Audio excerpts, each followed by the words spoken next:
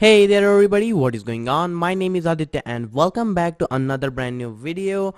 And this is not basically, it is not just regarding Aurelia.js. This is actually, I said it is as a second part in this series, but it is not just regarding Aurelia. It is about any framework that is out there like Angular.js, Backbone, Ember, Vue, and even Aurelia, and any framework that is working on the thing named as MV star. Now there are several different types of frameworks and all of them work on the different types of things, like some of frameworks are working on MV star, some of framework on MVVM, and a few frameworks even work on MVC infrastructure. So obviously what are these, and how exactly do they work, and why do you need them?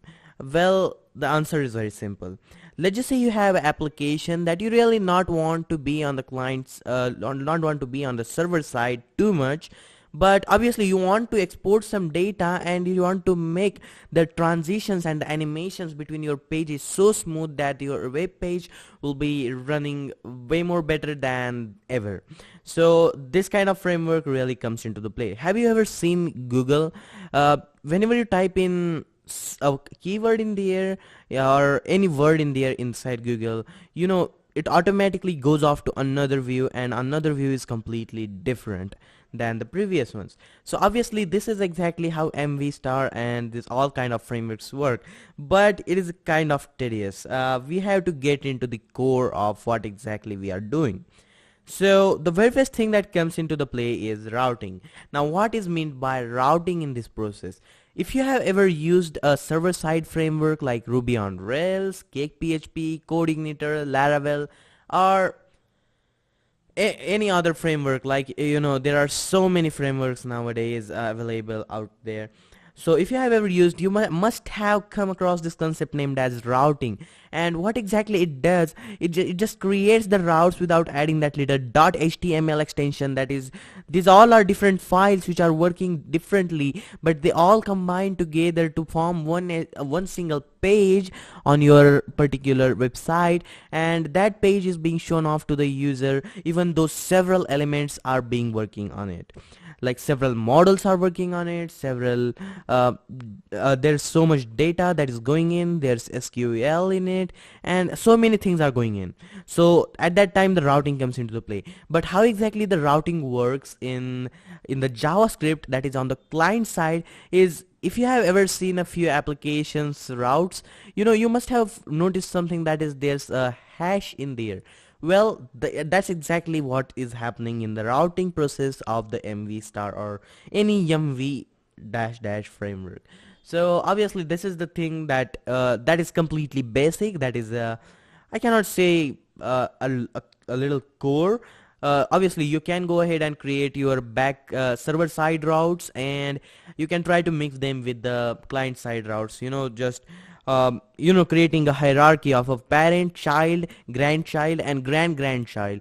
In that way you can go ahead and create this kind of structure, like the main parent child is of the complete framework, that is your server side.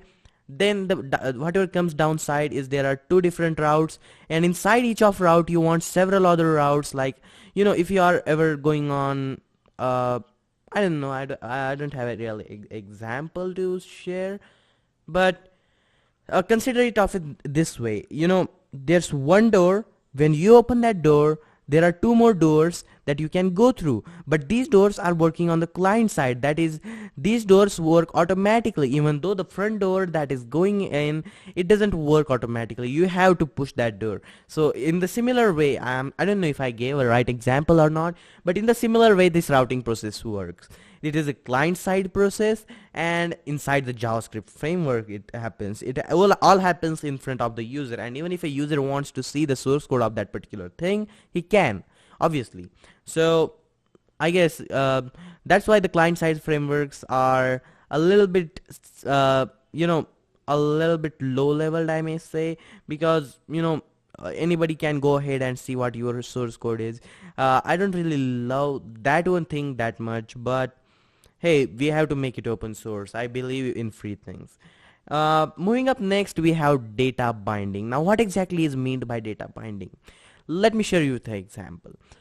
There's an input class on your HTML page. Now, whatever you type inside that input, you want that exact same output to be shown off to the user in below that. Like, if you have ever went to the Amazon's website and you have ticked over their show password button and you are typing the password slowly inside your input box, you might have noticed it is mostly happening on the mobile phones. I don't know about the web version. I use mostly it on I use Amazon on mobile mostly. So if you have ever put that name inside there, you simply get the uh, let's just say I put my password ABCD. As soon as I put it, there's something appearing downside that is the complete letters, and all of this happening, all of this is happening in the real time. So that is what I'm talking about. Whenever you are going in there and you are typing in something, it is a data binding, but it is a one-way data binding. Even that one thing you should know. No, it is two-way data binding, I'm sorry. One-way data binding is you are just typing the input value, but it is not sent to even server side, or not nor it is shown to the client. At that time it is a one-way data binding. The two-way data binding goes in the both ways, and the client can see it, and even it stores that data to be sent to the server or do whatever it wants to do. Now, moving up next, we have views. And obviously, if you have ever went across any server-side frameworks, and basically this is the V in MV star frameworks. So obviously every single framework must have a views component inside of it. Now there are several other things to be talked about, like Ember.js has a different types of view system that is called as the handlebars. Vue.js has same to the Ember's handlebars, and obviously these kind of things are working just perfectly, and mostly the handlebars are one of the most prominent things inside of the MVC framework structures, because I have seen a lot of frameworks using it. I've seen Vue.js, Ember.js, then Laravel's view system, that is the Blade system, using the similar type of syntax to the Ember's framework. Well, handlebars framework, I'm sorry. So obviously this is a thing about the views. You need views, and if you have ever heard about the React.js, even that does the same thing, but it is a little bit different this time. They are not using the views, but instead they are using the templates. And obviously I must say, you are not gonna be using the templates and the views every time when you are creating a client-side framework, like your client-side routing system. You're not gonna be using it every time, but most probably you're gonna be using it in the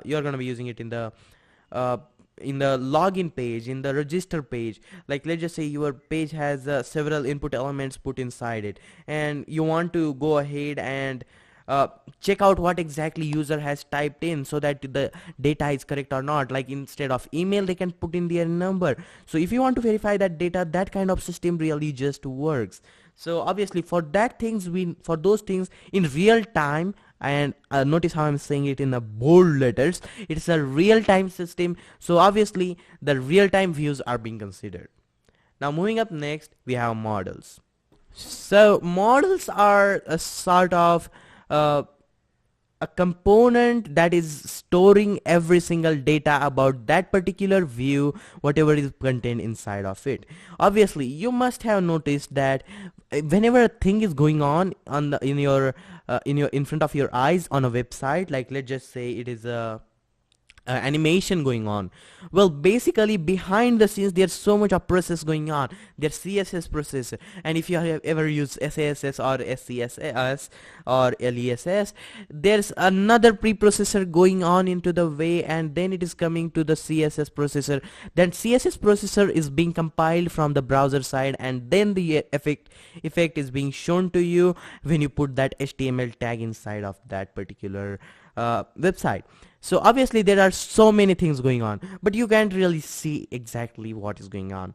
So models are exactly the same thing. They do a lot of work behind the scenes, but even though they do not show up in the front face, because obviously the front face is having lots of views, it has a data bindings, and one more concept that I'll be talking about in later after this, that is the data access. So many things are going on, but where exactly those things are going on is inside the models.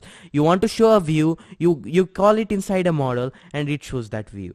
Then you call the data access, like let's just say I want the data from I want a JSON data from Twitter's main IP address. So then I can go ahead and grab that data. Or let's just say I want the gravatar of somebody else, and I just grab that data and it is being shown to the user from my point of perspective. But models are doing a lots of work inside of that. So obviously models are one of the most important system, and it is M in MV star frameworks. So obviously this is the models, and the last but not the least concept, that is the data access. There's so many things coming out in these new frameworks, but data access is one of the thing that has been there since last over 10 years, I may say. With the help of Ajax, with the help of jQuery, when no other frameworks were existing, there was jQuery, and the jQuery was giving this a little bit of food to go ahead and grow, and it has grown so big right now that jQuery is lagging behind. So data access is one of the things that is put mostly inside the websites. Like let's just say you want to access the data from the server side, but it is not really possible when you are checking it out with the client side, because client side really works in the client's way, not on the server's way.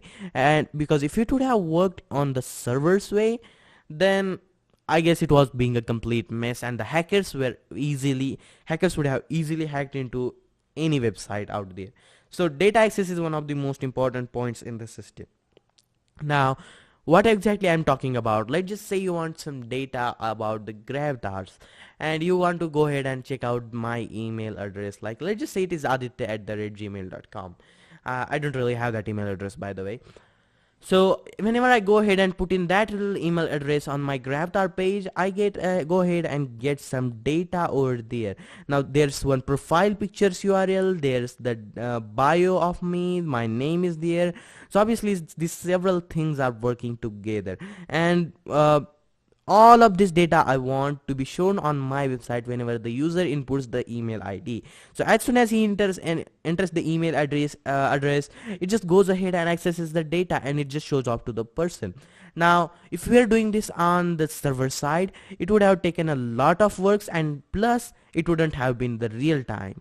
Now what I really mean by real time is a little bit kinky process for you, but so many frameworks are using it, and later you will even realize that you don't really need these frameworks. You need something like Socket or Socket.io. There are web sockets available out there, but don't really get right into it if you are just a noob starting out with all of these things.